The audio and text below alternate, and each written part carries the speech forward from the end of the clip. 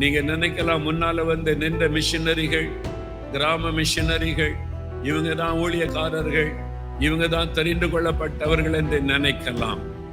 தேவன் இவர்களை ஒரு விசேஷத்த நோக்கத்தோடு தெரிந்து கொண்டார், விசேஷத்த அழைப்பை கொடுத்தார், அதனுடைய தெரிந்து கொள்ளுதலுக்கு அபிஷேகம் பண்ணினார்.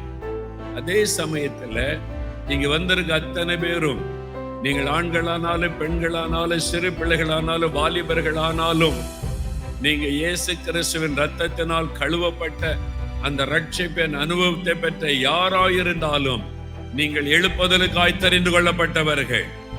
அல்லேலூயா! ஒவ்வொருவரும் எழுப்புதலுக்காய் தெரிந்து கொள்ளப்பட்டவர்கள்.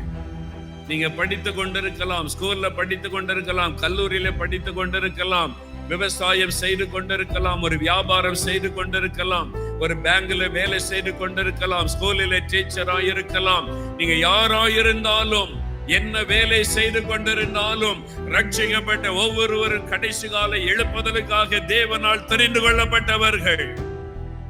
நீங்கள் தெரிந்து கொள்ளப்பட்டவர்கள். தேவன் ஒரு பெரிய நோக்கத்தோடு கடைசி கால எழுப்புதலுக்காய் உங்களை தெரிந்து கொண்டதனாலதான் இங்க கொண்டு வந்து உட்கார வைத்திருக்கிறார்.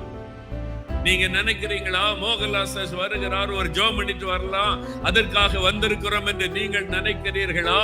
இல்லை. ஒருவேளை நீங்கள் அந்த எண்ணத்தோடு வந்திருந்தாலும் தேவன் உங்களை அந்த எண்ணத்தை உண்டாக்கி இங்கே கொண்டு வந்ததற்கு வேறொரு நோக்கம் இருக்கிறது. நீங்கள் கடைசி கால எழுப்புதலுக்காய் தெரிந்து கொள்ளப்பட்டவர்கள். நீங்கள் இன்றைக்கு மோகன்லால் எனக்கு ஜெபிக்கணும், எனக்கு சுகம் கிடைக்கணும், விடுதலை கிடைக்கணும் வந்திருக்கிறீர்கள். ஆனால் தேவன் என்ன திட்டம் வைத்திருக்கிறார் தெரியுமா? நீங்கள் ஜெபம் பண்ணி அநேகர் சுகமடைய போகிறார்கள், நீங்க ஜெபம் பண்ணி அநேகர் விடுதலை அடைய போகிறார்கள். உங்களை பயன்படுத்தி தேவன் தன் வல்லமையை வெளிப்படுத்த விரும்புகிறார்.